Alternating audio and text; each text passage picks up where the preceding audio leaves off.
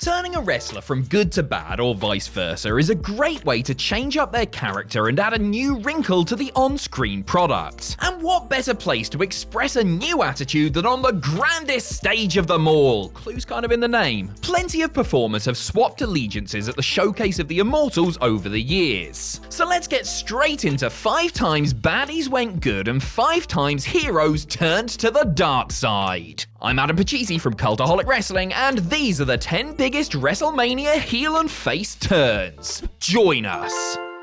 Number 10, Kurt Angle at WrestleMania 19. We are starting off with a subtle one here because WWE don't do subtlety very often, and it's important that we cherish it when they do. WrestleMania 19 is considered by many to be the best Mania ever that didn't take place in 2001. To cap off a night of excellent action, fans were treated to a first-time dream match as Brock Lesnar squared off against Kurt Angle for the Olympians WWE title. This fantastic match was sadly overshadowed by the Beast nearly doing himself in by botching a shooting star press, which might be why a lot of people missed what happened after the bell rang. The heelish Angle actually embraced the new champion, giving him a big hug and raising his arm up for the crowd to see. Unfortunately, WWE's cameras didn't really capture this moment, probably because everybody was still in shock at how Lesnar was still breathing. This moment of sportsmanship hinted at Angle's return from surgery later that year. When these two had their rematch at SummerSlam, Angle was the good guy and Brock the evil heel. Not a spectacle of a face turn, but an effective one nonetheless. Number 9, Shinsuke Nakamura at WrestleMania 34. At New Japan Pro Wrestling's Wrestle Kingdom 10 event, AJ Styles and Shinsuke Nakamura had one of the matches of the year over the IWGP Intercontinental title. So when WWE decided to run this program back at WrestleMania 34 over the WWE title, fans got very excited. In hindsight though, they needn't have really bothered. Whether it was oddly paced, overhyped, or just not up to their usual standards, Nakamura vs Styles 2 just wasn't very interesting. It ended with Styles countering a Kinshasa to hit the Styles Clash for the win as the crowd went mild. At least things picked up a bit though when Nakas smashed AJ in the knackers a few minutes later. After appearing to show his opponent respect, the King of Strong Style hit the Phenomenal One with a low blow before cementing his turn to the dark side with another vicious knee strike. It was a really well executed moment. Unfortunately though, it led to absolutely nout. Styles and Nakamura feuded for another couple of months and almost all of their matches ended in disappointment. After this seriously underwhelming rivalry, Nakamura wouldn't get a sniff of the world title ever again. But hey, at least the turn was good, I guess. Number 8, Mike Tyson at WrestleMania 14.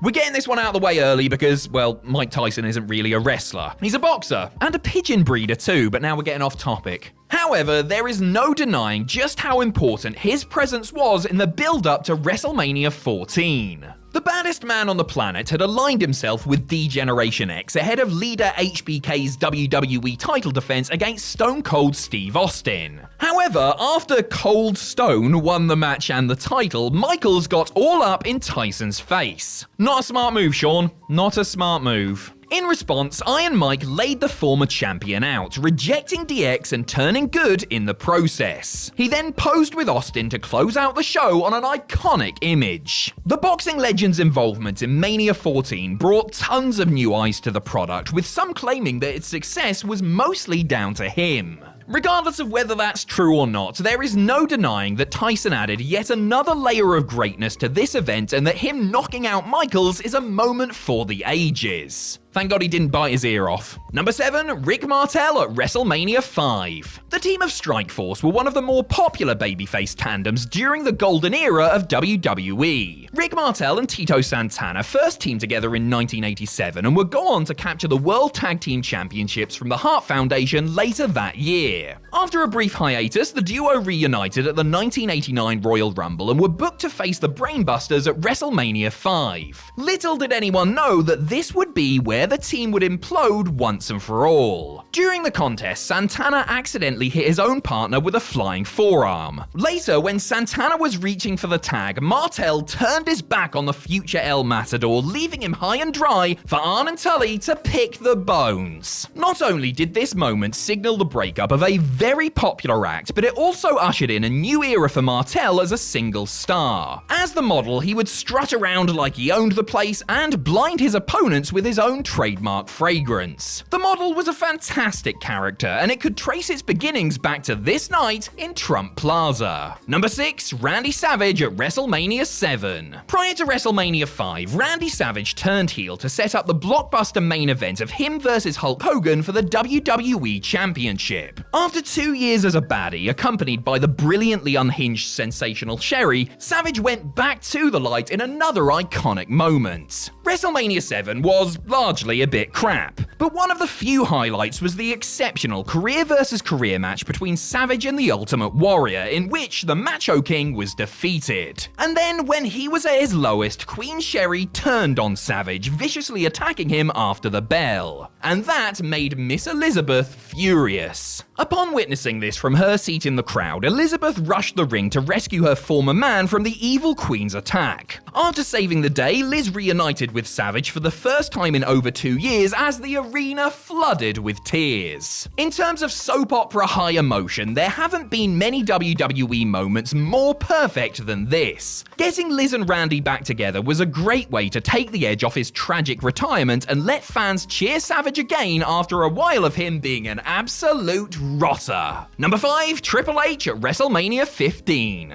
WrestleMania 15 took fans of the D-Generation X stable on an emotional roller coaster. In the night's 8th bout, Triple H was battling the Corporation's Kane in a heated grudge match. Just when it looked like the monster had the day won, Chyna came out to turn on the baddies and rejoin DX. Well, at least that's what she wanted us to think. 2 matches later, and Shane McMahon was defending his European Championship against X-Pac. The challenger was facing overwhelming odds as Test and the Mean Street Posse kept interfering. But what's that on the horizon? It's Triple H and Chyna riding in to save their friend. But wait, what are you doing, Triple H? Triple H! In the swerviest swerve that ever swerved, bro, the game turned his back on X-Pac and DX to help Shane retain and side with the Corporation. Not only was this shocking in the moment, but it also paved the way for Hunter's rise to the main event that took place later that year. This was clearly a night for turns, as Big Show made his first of 67 face turns earlier in the show. Number 4, Andre the Giant at WrestleMania 6. Much like Savage would do for WrestleMania 5, Andre the Giant went bad to give Hulk Hogan someone to fight at WrestleMania 3. In their iconic battle, Andre came up short against the Hulkster, but stayed as a villain for the next 3 years. At WrestleMania 6, Andre and Haku were defending their tag team championships as the Colossal Connection. Their opponents were Demolition, who were looking to win the tag team titles for the 3rd WrestleMania in a row. This was more of a handicap match than a tag, as Andre spent most of the time on the outside of the ring. This allowed Axe and Smash to pick up the win and end the heel's reign with the gold. Heenan, who was the Connection's manager, was not happy with how his humongous French client had performed. He chastised Andre after the bell, even going so far as to slap the Giant. That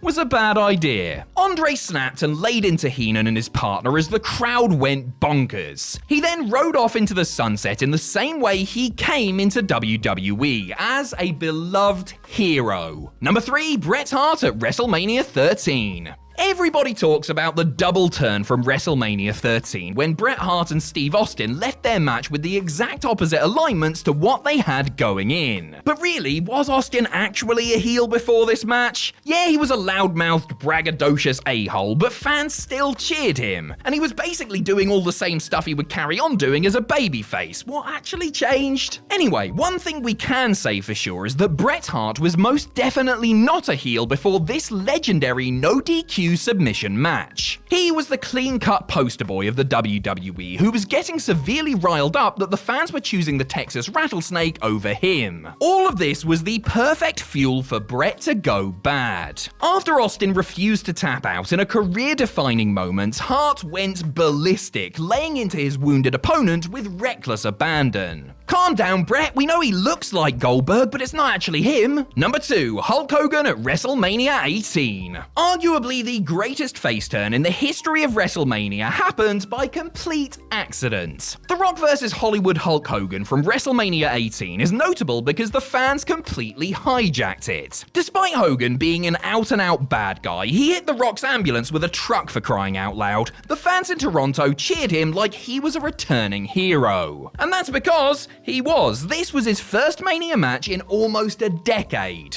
After The Rock beat the Hulkster and the NWO came down to assault their former leader, plans were changed on the fly. Rock returned to the ring to save his opponent, who he helped fight off Hall and Nash. This solidified Hogan's new position as a babyface, something that the crowd were more than happy to endorse. More than in any other form of entertainment, live or otherwise, the crowd is a huge part of pro wrestling. This moment proves that, as the trajectory of one wrestler's career was altered forever because of the reaction of one particular audience. That also means that when we complain about Hogan's subsequent WWE title reign, we've only got ourselves and Canada to blame. Number 1, Stone Cold Steve Austin at WrestleMania X7. To some, his face turn at 13 might have been a bit dubious, but there is no denying that Austin definitely turned heel at WrestleMania X7. He was facing The Rock for the WWE Championship and just couldn't put his opponent away. Desperate to win back his favorite shiny eagle, Austin did the unthinkable and sided with Satan himself. He accepted help from Vince McMahon, who had made his way down to ringside during the match. With a McMahon-endorsed steel chair, Austin pummeled the people's snot out of The Rock and captured the title with Vincent K at his side. There is no denying that Austin turning heel was a huge moment and a big surprise, but was this the right time to do it? When The Rock was on his way to Hollywood and there was no credible babyface challengers for Stone Cold to face? Some go as far as to blame this turn for the decline in wrestling's popularity that followed over the next few years. That may be a bit simplistic, but this will certainly go down as one of the most important wrestling moments of all time, for better or for worse.